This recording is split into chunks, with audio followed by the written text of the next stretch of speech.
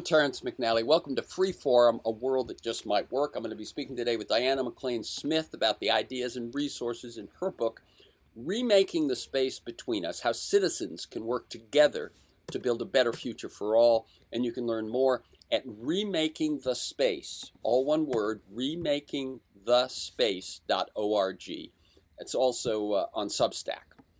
On Free Forum, we explore the lives, the work, the ideas of individuals I suspect have pieces of the puzzle of a world that just might work. We look at politics, economics, environment, science, health, culture, all based on the fact that I believe we can do better, and I want to find out how. The show streams weekly on the Progressive Voices Network on TuneIn.com. Podcasts are available anytime, anywhere on Apple Podcasts, Spotify, most major podcast sites, and at my site, terrencemcnally.net, TERRENCEMCNALLY.net. Since the election, I've been recording conversations with an eye toward moving individuals and society toward a restoration of the common good as both a primary value or goal and as tangible outcomes in the real world. Marshall Gans on organizing, translating the resources you have into the power you need to make the changes you want. Sam Daly Harris on what he calls transformational advocacy as practiced in organizations committed to training, empowering, and supporting their volunteers. Drew Gilpin-Faust, Harvard's first female president, on her memoir of a white girl growing up in the South in the 1960s, resonant at a moment when many of the retro attitudes of that day are once again ascendant. And my next, after this one, will be with Vanessa Woods, author with Brian Hare of Survival of the Friendliest, Understanding Our Origins and Rediscovering Our Common Humanity. You get the idea. And when I booked today's conversation with Diana Smith, I was eager to explore and flesh out a couple of her contentions. One, that we the people are ultimately responsible for the failures and ruptures of our society, our media, our politics, our government. The relationships that we have with each other drive all those bigger spheres for good or ill. We, in a deadly dance with media and politics, shrink and distort our worlds, retreating into and fueling tribal divisions. And second, that there are hundreds of organizations and hundreds of thousands of people in this country engaged as we speak, as she titles her book, in remaking the space between us. Not making cases or building arguments, but developing relationships. This is news to most of us because the media doesn't report on it. But there's another side to this moment.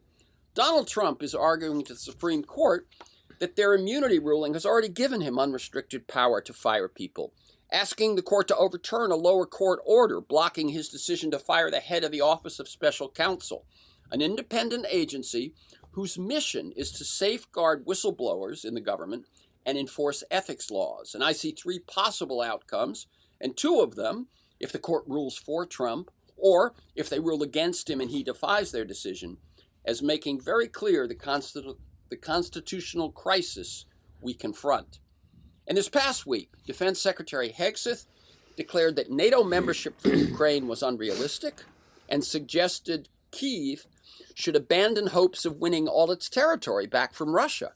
Trump announced peace talks with Russia over the war, seeming to sideline Ukraine and Europe from the process. Vice President Vance attacked current European values and warned that the crisis for the region was not external actors like Russia or China, but rather the threat from within. And then he chose to meet with a far-right politician, but not significantly with Germany's current mainstream leaders. According to Heather Cox Richardson, whose daily Substack posts I highly recommend, British journalist Nick Cohen wrote of all this, the radical right in the U.S. is not engaged in a grand geopolitical strategy. It is pursuing an ideological campaign against its true enemy, which is not China or Russia, but liberalism. The U.S. culture war has gone global. The Trump administration hates liberals at home and liberal democracies abroad. Proving his point, on Saturday, after Vance's speech, Trump's social media account posted, "He who saves his country does not violate any law."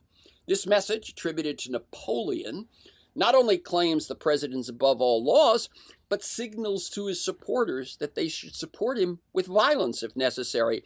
And that is how they took it. Right-wing activist Jack Posobiec responding, "America will be saved. What must be done will be done." To which Elon Musk added, "Yes." Political scientist Stathis Kalyas posted, "There is now total clarity, no matter how unimaginable things might seem. And they amount to this. The U.S. government has been taken over by a clique of extremists who have embarked on a process of regime change in the world's oldest democracy. They think their actions will increase U.S. power, but they are in fact wrecking their own country and in the process everyone else. The only hope lies in the sheer enormity of the threat. It might awake us out of our slumber before it is too late." So taking that in, I questioned the value of talking about developing individual relationships and building communities for the future when a coup is taking place and we're not sure how to stop it or even if it can be stopped. The checks and balances have failed us with the Supreme Court's immunity ruling, the media's fear of retribution, the failure so far of Republicans in Congress to defend or assert their constitutional legislative rights. Other than the Cuban Missile Crisis, this might be the most frightening moment of my lifetime. I'll bet Diana Smith has had to confront some of the same questions. Her thoughts about human nature and what works to reduce polarization and toxic tribalism may still be true, but I want to acknowledge upfront that this conversation has to recognize the emergency we face and be willing to twist the lens a bit on how to use these hopeful insights and practices to confront this level of crisis. We face a number of critical challenges that can only be solved across groups and nations, and Diana makes this point very clearly. Climate change, an unhealthy relationship with the rest of nature, pandemics and public health, inequality, social and racial division and tribalism. We cannot afford to break the United States at this moment, given the crises we face. Diana McLAIN Smith has worked with families, businesses, entrepreneurial nonprofits, and communities, and has developed an approach, Leading Through Relationships, LTR, that converts conflict into constructive outcomes. She's a former partner at the Monitor Group and former chief executive partner at New Profit. Her books include Divide or Conquer, The Elephant in the Room, and her latest, the one we're talking about today, Remaking the Space Between Us, How Citizens Can Work Together to Build a Better Future for All. Welcome, Diana McLAIN Smith, to Freeform, a world that just might work. Well, Terrence, that was a hell of a welcome. It was long. It was full of despair. It identified no leverage points for us to find a way out. And it is exactly the kind of thing that is going to undermine any resistance, the very resistance we need now more than ever. So I'm going to say a little bit about why I think that. Go ahead. And what an alternative way of moving forward. Go ahead. First, I do want to clarify something. When you characterized what I was saying, you said individual relationships. While it is true that individual relationships are part of how we're going to work our way forward, that's irrelevant to the argument in the book. The argument in the book is that since we were founded, groups have been divided along ideological and demographic lines in our country. Demographic meaning along things like race, gender, age, and so on, and ideological being things like conservative, liberal. And those groups, because we are built on an adversarial notion of democracy, have competed with each other since our nation was born. And those win-lose adversarial relationships among groups have, from time to time, caused fissures that have put our democracy at risk. That happened early on, and it happened in the Civil War, and it is happening now. Another thing you said that I wouldn't agree with is that we, the people, are to blame. We, the people, are part of a joint venture, and you alluded to this later in your welcome when you talked about the media and government and politicians. We are jointly responsible with these other groups. My belief is that if we're going to get out of this, we the people are going to have to get us out of this. And if you look at your construction, there is absolutely nothing in it that suggests what we the people can do differently to get us out of this, okay? What I've been working on for the past number of years, actually my entire life, is how can groups reconfigure how they interact with each other along these demographic and ideological divides that are artificially created to keep the people in power. Yep. Okay? If we don't start to work together with each other to solve the problems that are driving everybody crazy, we create the conditions for people like Trump and Musk not only to take power, but to be voted into power and to be welcomed into power. Okay? Yeah. And so I think right now, our best bet is to play two games. One is a short-term game, and that's an electoral politics game. We've got to do everything we can to elect people to Congress in 2026 and to the presidency in 2028 that will bring an end to this catastrophe, which, by the way, we hopefully will have some fodder by which to make our case, because Yes. hopefully these guys will self-destruct, okay? So that's the short-term game. We're not going to win that short-term game as long as people on the left are hating and lumping together everybody who voted for Trump. We have got to hive off those people who voted for Trump because they voted against the Democratic Party or because they voted against people who are preserving the status quo. We've got to persuade those people, as well as the disaffected and the disengaged, not to vote for Trump and his cronies, okay? That's the short-term game. But the long-term game is we have to build a mass movement that consists of 3.5% of the population, which is somewhere over 11 million people. According to Erica Chernoweth, who has studied political movements, nonviolent movements that can mobilize 3.5% of the population almost always succeed. Right now, we have 77 million people who voted for Harris and millions of people across the country who are already working together to solve problems. So we need to build on that infrastructure that has already been built by the people I talk about in the book, a movement that can demonstrate that we are able to govern ourselves and do not need daddy to come in and punish us as bad little girls. That's the long game. And you can't play that game with the logic you laid out. How so? All you'll do is get a bunch of people pissed off and screaming and yelling. Wait, no. How is that developing from the logic? The logic is, tell me how building relationships across groups can help us fight, and then you went on to list all the things that were being done, which are infuriating. They are. They're infuriating. They got me angry as I was listening to it. But that's all it does. It builds anger in the public square. What were you suggesting we do about it? That's what I want to know, Terence. What are you suggesting we do about it? We the people, because it ain't going to be them.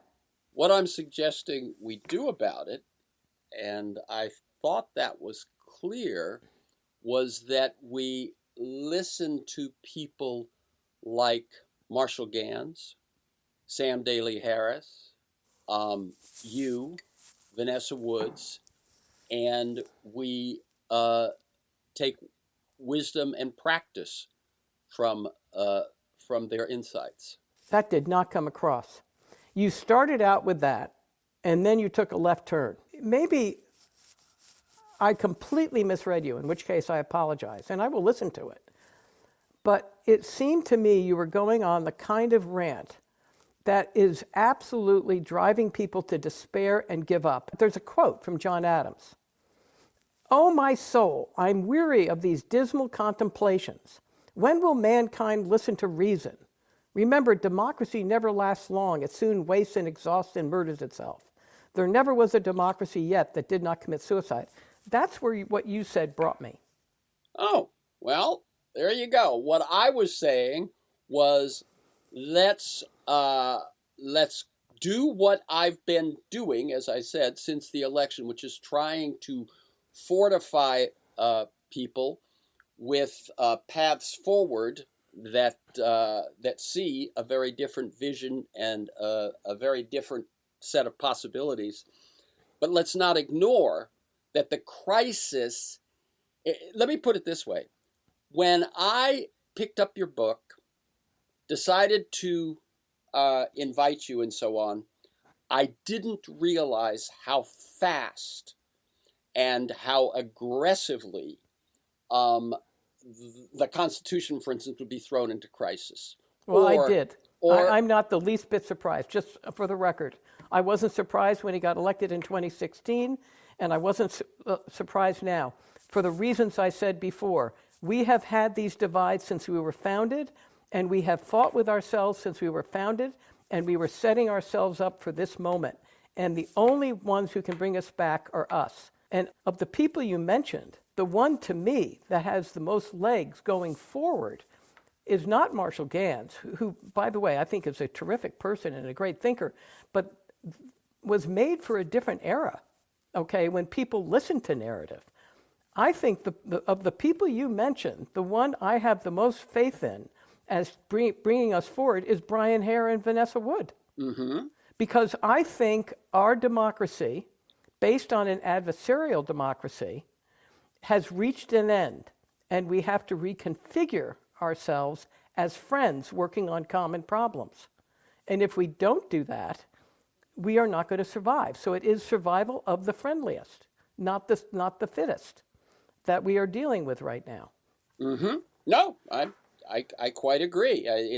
Then maybe we're violently agreeing, but but when you began, I was saying, yeah, that sounds good, and then all of a sudden, it was like, oh my God, we're going down the tubes, and how is anything going to take us back from that? And certainly, how is building relationships going to do it? Well, from my point of view, there's no other way to get there than working across divides. I mean, believe it or not, that is what I was saying. What I was highlighting was that just in the past few days, the threats to our constitutional democracy. I'm aware of that. And it's awful. It has me very upset. And that's what you're hearing. But I'm trying to figure out, how do we move forward? Right. And same here. Okay. One thing I will ask, though, is when you say the short term is the midterm elections and electoral politics. And the presidential election, yes. Yeah. That to me is the middle term. And well, there's a short term of what do you do to resist? But the question is, how do you enlist people to resist without an alternative they can get behind? And I think we are failing people as leaders by not proposing an alternative. And I actually read in one Substack post, we don't need an alternative. We just need people to get out there and resist. That will not work. Mm-mm. We need an alternative. If you look at Martin Luther King, that's you look just at what Mandela, I was going to say. You look at, I believe the alternative is a world in which groups can cooperate across divides because it is in their self-interest. And they have to realize that, and they have to feel that in their bones. Yeah. And that's very hard. And we need a very profound campaign. And I feel like a lone voice in the wilderness, because all I hear is, oh my God, we're going down the tubes. And by the way, false hope is also not going to work. We can do it, guys. It's always been the people. Americans are made to fight for democracy. Well, that's not true. That's just not true. Right. Americans have thrown democracy down the tubes more times than I can count if they are unaware of the extent to which they're being manipulated by people in power. Yeah. I'm sorry that you heard it the way you heard it. Well, so am I. I am too. I really am. I truly am. It really speaks to what you say is going on in the country. That's the way people react.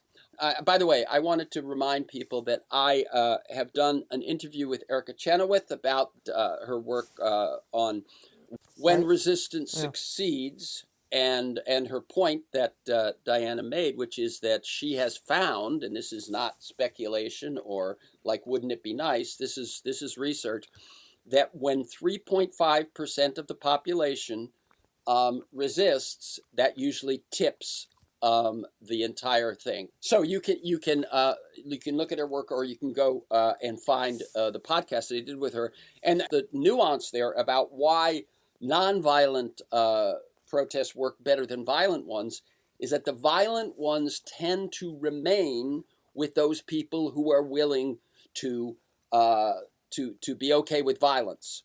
And if you want to grow into that mass movement and hit that 3.5%, you're going to be much better served if it's a nonviolent resistance. And this is Gandhi, this is Mandela, etc. This is Martin Luther King, this is James Holman. This is the way it works. What I was going to refer you to, because I think it really speaks to some of what we're talking about here, is George Packer had a cover story in The Atlantic, which I interviewed him on, What's to Become of American Civilization. He spent months in Phoenix, Arizona, the fastest growing city in America, politically actually quite purple, and a city that has always dealt with water problems and is dealing with them again.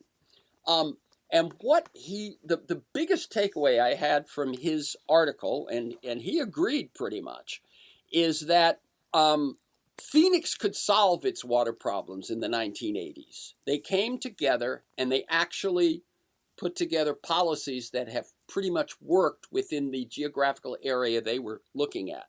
What's happened since then is the droughts have been worse, the population has spread, and so on, and they need to revisit this.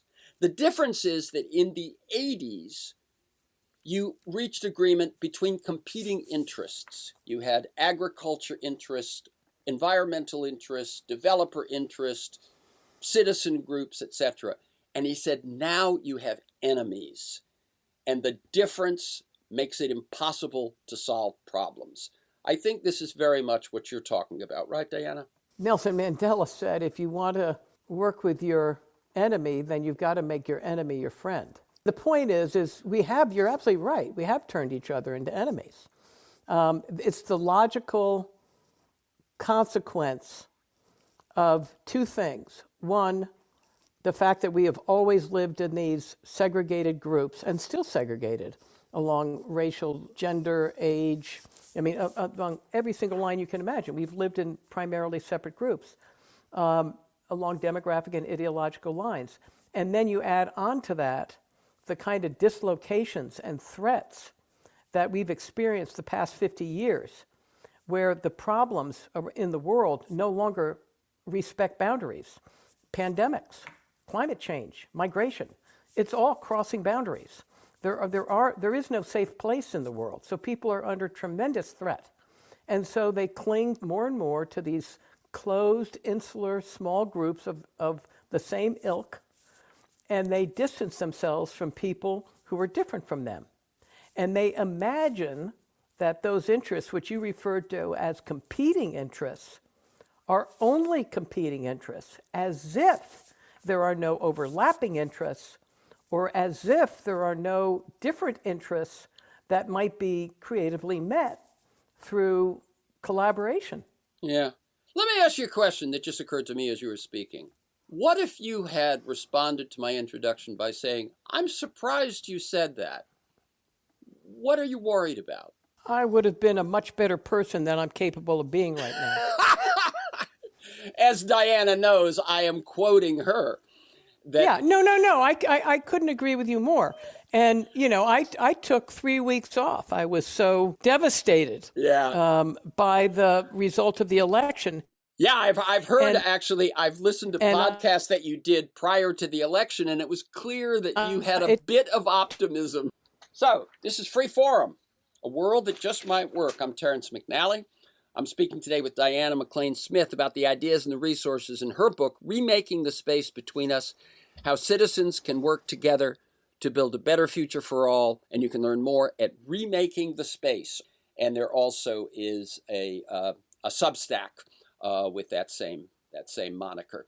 I wouldn't say, I'm feeling that great these days, like many of us. But I'll tell you the thing that triggered me, and and I don't like that I was triggered, and I'm not sure I should be doing podcasts right now. But however, I appreciate that. Yes. yeah. However, I will say that what triggers me is when the people we need add to the despair. Yeah. And I think, Okay, I hear you. And what I was doing was trying to ride that line you mentioned before. We can't be Pollyanna and we can't be all pessimism. I'm trying to write, this is the reality. I get it. I understand. We're dealing with it. How do we deal with it? Yep. No, I get it. And I can connect what you just said to what you did. I mean, it's a perfectly reasonable interpretation. It's not the one I had in the mind. Right. I hear you. Well, obviously, what bothers me the most is what Trump and his cohort are doing. That bothers me the most. But then if I'm thinking about how are we going to address that and win, the two things that trouble me the most, one is people who are, saying, oh my God, oh my God, oh my God, oh my God, we're all going to hell in a handbasket. And the other one is, it's all going to be fine, hang in there, don't lose hope, without concrete things that we can do. I want concrete things that we can do. And by the way, it's got to be more, which I am doing, calling our congressmen. It's got to be more than that, our senators and so on, okay? That's important. No question about it. Do not misinterpret this. And it's got to be more than taken to the streets, okay? We need a strategy for how we are going to get through this and defeat this threat to our democracy. We need a good strategy. We need an alternative, we need a vision, and we need a strategy. That's what we need. And I'm looking for people who have that. And I don't see it. And it troubles me. Well, I agree with you, which is why I'm doing the searching. I know you do. And I'm saying it pugnaciously. Yeah. But I don't mean it in relation to you, Terrence. I know. Yeah. I'm just saying it is the search I'm onto too, which is again why I sort of framed this conversation as I know what we both want, over time. How do you tap those impulses in the immediacy of the moment, so that we're not trimming the brush while the house is on fire, right? Well, can I give a try at it now that I've calmed down, somewhat retrieved my better self, somewhat. Go ahead. I may need your help, Terrence, Sure. if I go off the deep end again. And I'd say my apologies to your listeners, but for all I know, they found it entertaining. No, it's the reality we're in. Yeah, I know. You're very forgiving. I appreciate it. But so let me give a try at it, okay? Yeah. So there was an article that came out within days of the January 6th coup, insurrection, whatever you want to call it, okay? In 2021, yep. 2021, okay, within days of that. A guy by the name of Dan Simon published an article, and he said, you know what, we're sort of taking a deep breath now because we just won this election and it looks like we're limited Trump's administration to one term. And he goes on to say, nothing could be clearer than that we're not out of the woods yet, okay? And he then reflects on why he came to that conclusion.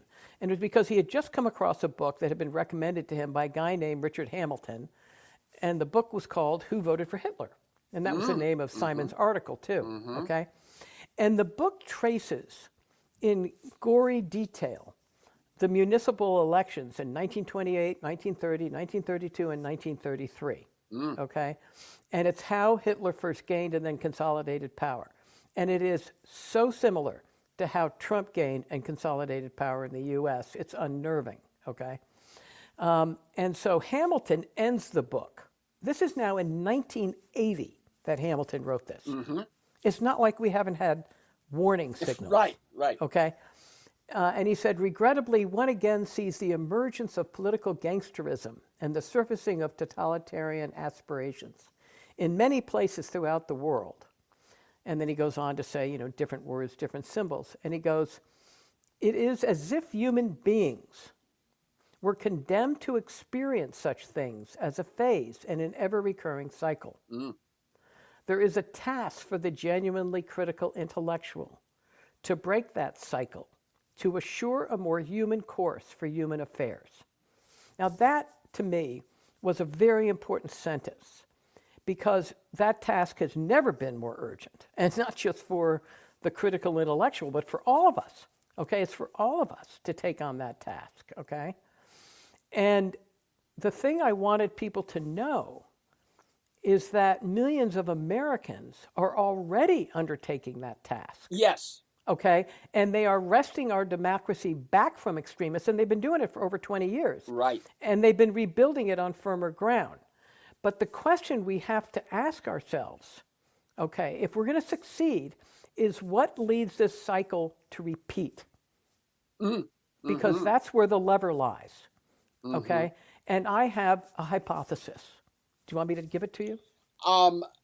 Tell you what, let me throw one sentence out there. Sure, absolutely. And that may include your hypothesis, or it may be tangential to it. Okay. Okay. All right. And sure. it's the other thing when I mentioned that article that that Packer had written, Yep. and how people who were interests in the 80s now see each other as enemies, and what that does. And what I wrote at that point was that the lesson that runs through his article and has resonance far beyond Phoenix is that the cultivation of partisan polarization by the political parties and political players and the media to their benefits in terms of power, influence, and dollars is the roadblock that chokes our ability to talk to each other and even begin to solve the critical problems we face. Okay, read that sentence again, and if you don't mind, I'd like to just interrupt you for a second Sure. to point out something, okay? Okay. So read it again, if you could, a little slowly. Sure. All right? The All right. lesson that runs through his article and his visit to Phoenix is, and has resonance, I think, far beyond Phoenix, is that the cultivation of partisan polarization by the political parties, political players, and the media to their Okay, I'm going to stop you there, okay? Go ahead. So there we have a causal statement, cause effect. And that is the political parties and media, they are the actors in control, and they're cultivating something, okay? So, okay, keep going, but I just want to underscore that, okay? And it benefits them They in terms... are- Right. Okay, they're Understood. Yep. They're Okay, so causative keep going. agents, Keep going. and Yep. they gain power, influence, and money, and that their doing so, however, creates a roadblock that chokes our ability to talk to each other and begin to solve the problems we face. Okay, now let me stop there. Okay, so it creates a roadblock, and that roadblock is so powerful, it prevents us from talking to each other and solving our problems, okay? So the cause and effect goes from people in power creating a roadblock that leaves us powerless. That's the logic I'm trying to fight, because I think the opposite is true.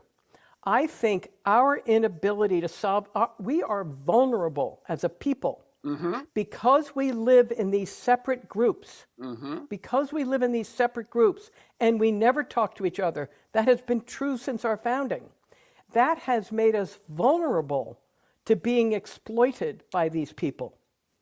That's on us. Only we can solve that problem. Only we can break out of these silos and talk to others. I understand that that is hard. I understand that it's being exploited. I understand that the people exploiting us are incredibly powerful, okay? I get all of that. But I'm looking for how are we going to get out of this, and they're never going to stop doing that. They're never going to stop it. That's right. So we have got to empower ourselves and each other to break out of these silos and say, enough already. Enough already. We are going to work together. Now, okay, so that's can I just say my hypothesis now, or do you want to No. You can respond to what I said if you'd like. No, I mean, go ahead. I don't Go wanna, ahead. Your no, hypothesis. Okay, so do you understand though? Oh, yeah, I'm saying yeah. I want to turn on its head the dominant narrative, which is we are being done to. Of course. And I'm saying we are vulnerable to being done to, and that's because we have a structure to our social society that is in our hands and of our making, and we can remake it. The question is, why does this cycle keep repeating? Mm-hmm. Why is democracy so often put at risk? Why does it so often die? Whether it's the Roman Empire or, during the Civil. Okay, what is that about? And Hannah Arendt said something like, the totalitarian regimes like Nazi Germany and Stalinist Russia were not the problem. They were the most horrific solution to a problem confronting all of humanity: how to live in a pluralist world. And humanity has yet to solve that problem, okay?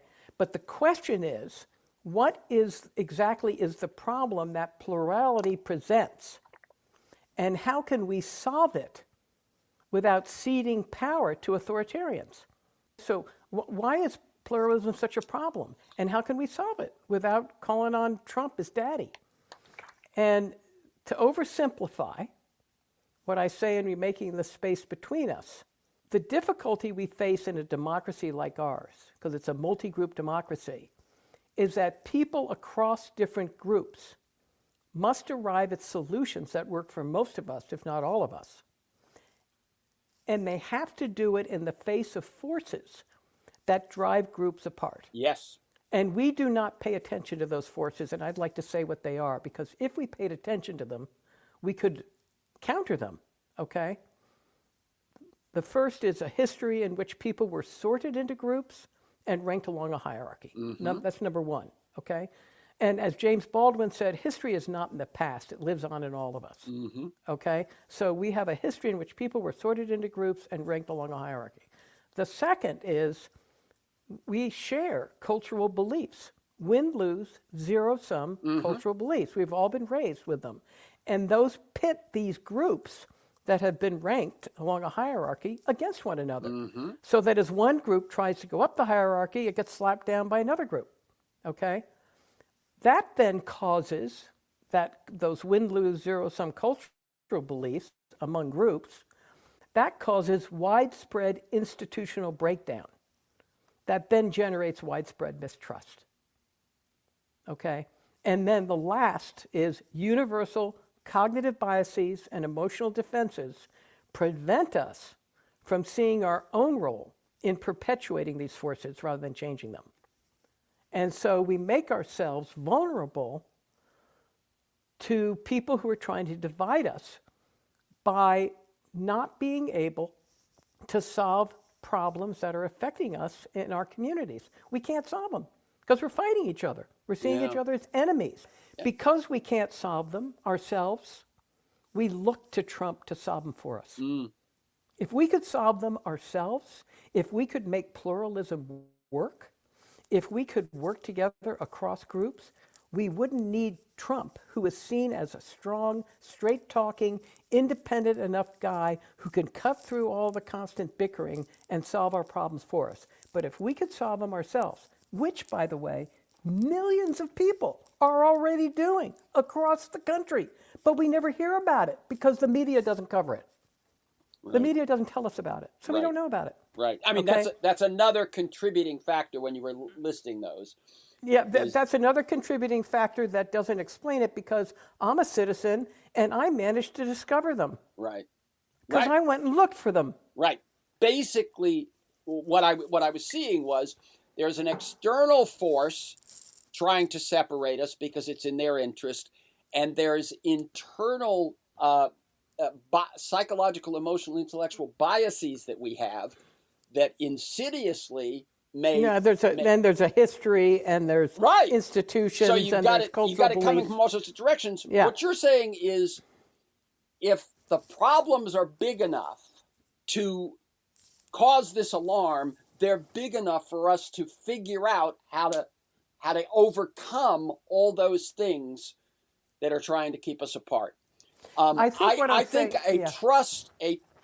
trust is one of the biggest issues we have, and so it seems to me at the very root, in the early stages of all of what you're talking about, and what I want you to do now is not theory but practice. I want you to tell people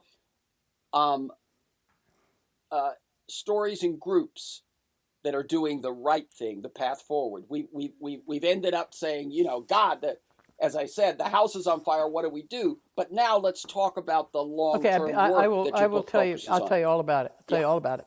But first I want to say, I don't, just like we segregate groups into different groups, we segregate disciplines into different disciplines. And of the 5 forces, there's history, there's cultural beliefs, there's economic issues, there's institutional issues, and there's psychological issues. They all conspire, but at the bottom of it all is people's lack of responsibility for any of it. Because we are a country that was founded on rights, not responsibilities. Mm-hmm. And being responsible for our democracy does not come naturally to us. And we best start to take responsibility or it's going to slip out of our fingers. But let me give you some example of people who are taking responsibility. Okay? With that? Yes. Is that where you wanted me to go? Yeah, exactly. Okay. All right. Well, first of all, I want to say that there are, when I did the book, I thought there were thousands. It ends up there like thousands and thousands of locally rooted, nationally connected groups with millions of people working together on problems that are affecting their communities.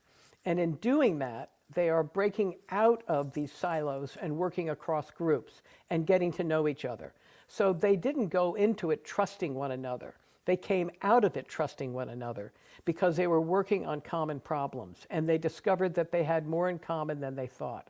So I'm just going to give you one example. And my next Substack, which is coming out in a few days, has links to all of this. So you can find the links. One that I found really interesting recently, this is after I published the book, I kept doing the research, was 11 Tennesseans. These are people from Tennessee, funnily enough, being Tennesseans, and highly divided by their different political beliefs about guns. So gun rights activists and gun control activists, diametrically opposed.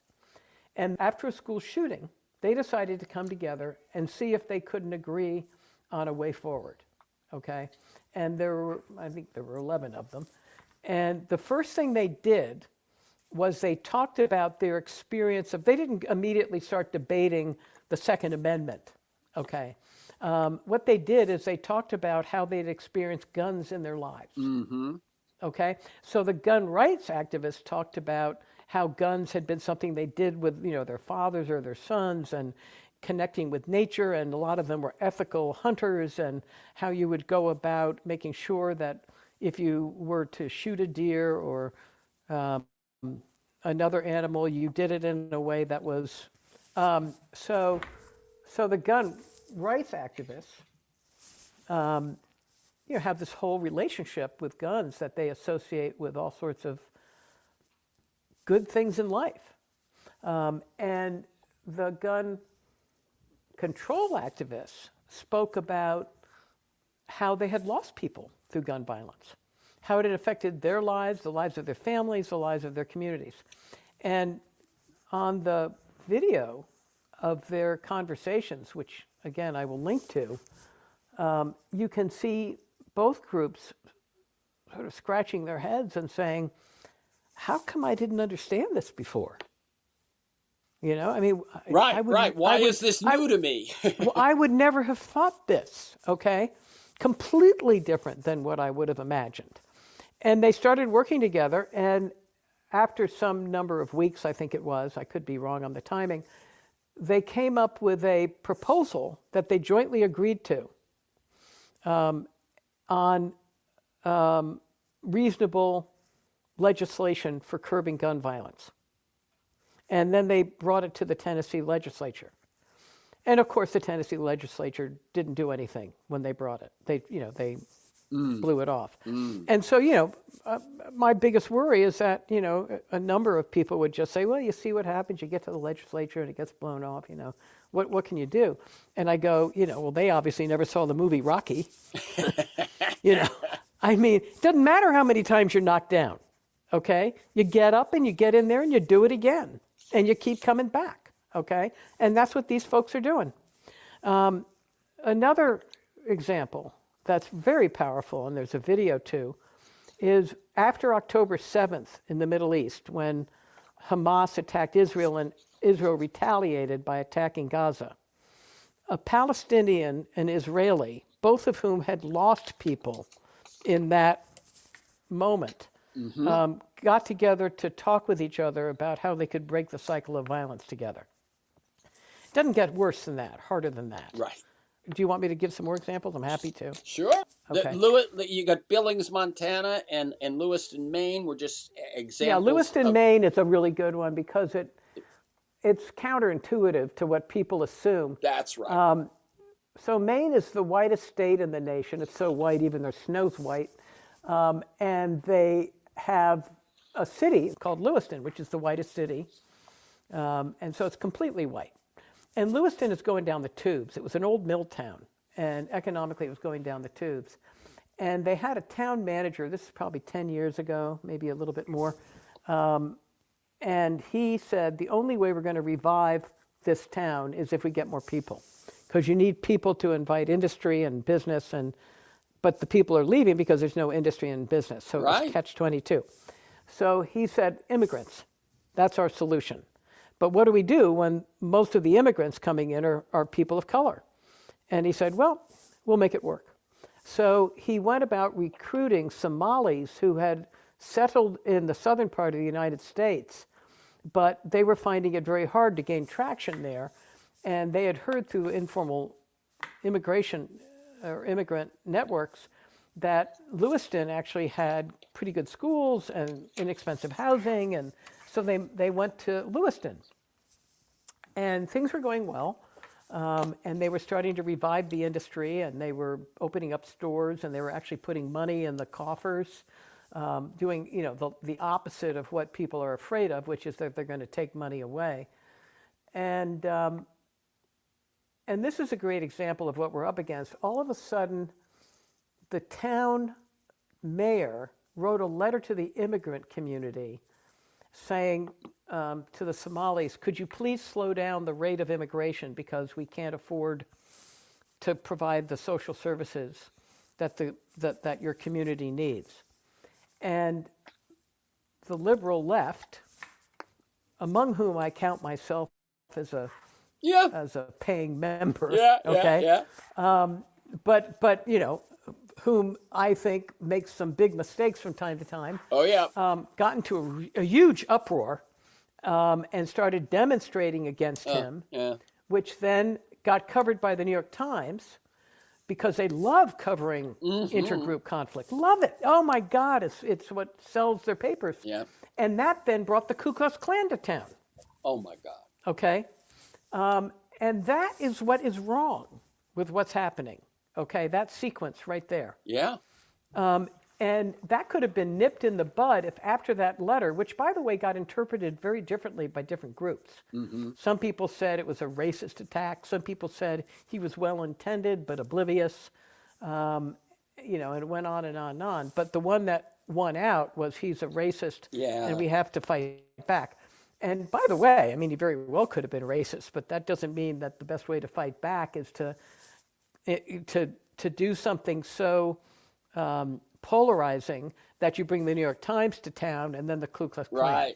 Right. Anyway, after that happened, a guy, I'm going to block his name, he was the worst. He made Trump look like a moderate back in the day. He ran for governor, and he won with only 33% of the vote because it was a split vote. LePage? Thank you. Yeah. And so, talk about setbacks. These were setbacks, right?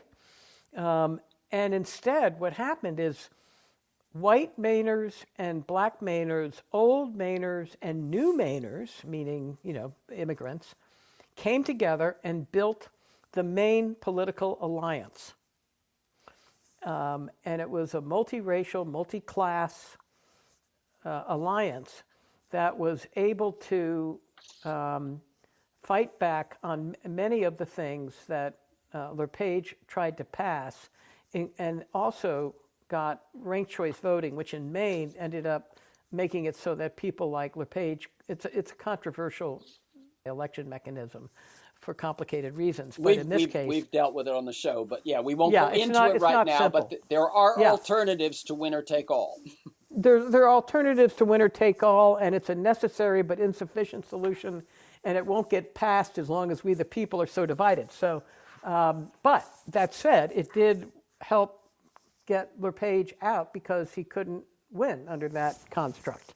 But more importantly, as Heather McGhee in the book The Sum of Us, a wonderful book, says, that alliance allowed people to completely reframe how they saw one another. And that is the kind of informal movement we need across the country for groups that have been isolated from one another, isolation being what tyranny lives off of. Sure. To get people to stop being so isolated from one another and working together. And then the other one is Not in Our Town, which was Billings, Montana, back in 1998, I think it was. A Native American home was vandalized. It was some white nationalists wrote "die" and a Nazi swastika on the side of the house, and then a kid's menorah, which he had put in the window, was broken when a brick went through his window. He was 6 years old. And then African Americans at their church were terrorized by a group of skinheads. And this all happened in a relatively short period of time. And the town responded first with the painters union going and painting the Native American home. You know, when asked why they did it, they said, "What do you mean? I mean, they're our neighbors, you know? Yeah. Don't they do that elsewhere?" And then white neighbors started to accompany African American congregants to their church, and then the local newspaper published a picture of a menorah, and hundreds of homes hung the menorah in their windows. A woman by the name of Patrice O'Neill, who was an independent filmmaker, did a documentary, which you can find on PBS, called Not in Our Town. She showed that film to folks out in California, where she's from, and then she said, "Well, what do you think of these people in Billings, Montana?" And they go, "We don't want to talk about Billings. We want to talk about our town. Sure. We want to talk about how we can build a town of belonging such that hate can't take root." And based on that, a national movement took off, and now there are thousands of Not in Our Town groups across the country, okay? And they have alliances. This is what's so critical. Alliances are absolutely critical. Alliances of law enforcement, faith leaders, educators, teenagers, elderly people, people across race, working together to figure out how can they create communities of belonging that will not allow hate to take root. And that is what is going to get us out of this mess. Absolutely. As I think I said once before, if our problems are big enough to divide us, they must be big enough to bring us together, because we have to solve them. And the last thing I want you to do, Diana, is give a couple of links, because I want people to be able to find good news instead of just "if it bleeds, it leads." And I want people to be able to find those organizations that are all around the country that are working together to build communities across what are usually lines of division. Well, first of all, on the news front, a group of journalists came together a while back and wanted to change the nature of journalism so that it didn't lead with what bleeds. And so they formed an organization called Solutions Journalism Network. And if you go to solutionsjournalism.org, you'll go to their website, and at the top along the menu, you'll see who we are, impact, programs, directory, and then towards the right, you'll see Solutions Story Tracker, okay? So these are all stories about people around the world, but especially, in what we're talking about now in our country, who are not just talking about the problems people cause, but the solutions people are creating to those problems. And one of the things that they said early on is we have a distribution problem, which is that somebody in one community might solve a problem, but nobody hears about it in another. So, for Right. example, I just told you about Maine, Yep. right? Okay, think about what happened in Ohio Yep. during the campaign. Yep. Okay, people in Ohio hadn't heard of Maine. I think they probably still haven't heard of Maine.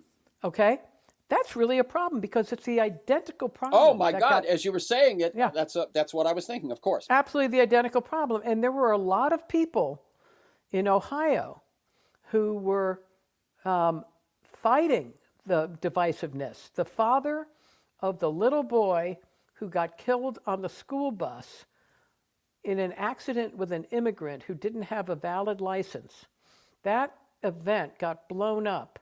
And the father said, "Don't you dare use my son to divide us." Right. Okay? Anyway, so that's Solutions Journalism Network. Can't recommend it highly enough. That's one.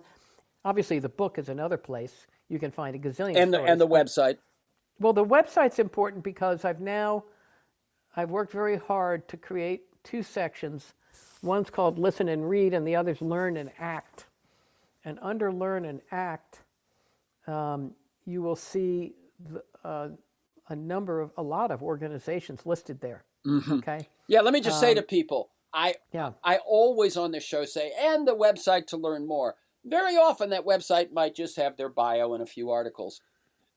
Diana and her team have put together a website that is made to help you put into practice what we've been talking about. It's a resource. So Learn and Act is a great section. And now I'm feeling very badly about my bad behavior at the beginning of the podcast. I know you will forgive me, Terrence, but I hope your listeners do as well. And will you forgive yourself? No. Look, what that did was that demonstrated the sort of the intensity of the moment and the, if not the fragility, the vulnerability of our psyches. Right? Yeah, and hopefully the ability to recoup. Exactly as we did. Yeah. Okay. I mean, in essence, the episode includes the problem and the solution. Well, that's a good way to put it. And I hope it doesn't overshadow the substantive part of the conversation. Yeah. Well, I'll edit it so that, because I will have that in mind. People are people. I'm a people. Yeah. I can live with the fact that I fail from time to time. I don't need to be protected, honestly. So, but I appreciate the thought greatly. I do. Yeah. It's kind of you. Okay. And so I look forward to not listening to it, but I will have my friend Emily listen to it. She can tell me how awful I was. All right, Terrence, pleasure. Thank you. Let me tell people, the new book is Remaking the Space Between Us, How Citizens Can Work Together to Build a Better Future for All. The website is remakingthespace.org. Or you can look for, Diana Smith at Substack. For this conversation and many other interviews and articles to join me in pursuit of a world that just might work, go to TerrenceMcNally.net, TerrenceMcNally.net, or aworldthatjustmightwork.com. aworldthatjustmightwork.com. They're the same website. If you want to get my weekly announcement telling you who's going to be on, what we're going to talk about, and links to 10 or 15 articles to flesh out the conversation, email me at TEMcNally, TEMCNALLY, TEMcNally at mac.com. You can sign up at my site or at most of those podcast sites to get the podcast. You'll find years of podcasts there. Michael Lewis, Naomi Klein, Bill McKibben, Van Jones, Greg Boyle, George Packer. You can follow me on Twitter at McNally Terrence. Thanks to Kiana Williams in production, George Vasilopoulos at Progressive Voices, and most of all you, my listeners, please share this podcast widely. And finally, thank you, Diana McLAIN Smith. Keep up your good work. Hey, Terrence, you too. And I can't wait to hear what Brian and Vanessa have to say. I'm big fans of theirs. Very good. All right. Okay. You take care. Yeah. See you. Have a great day out there in the snow. I will. And you in California. Take care.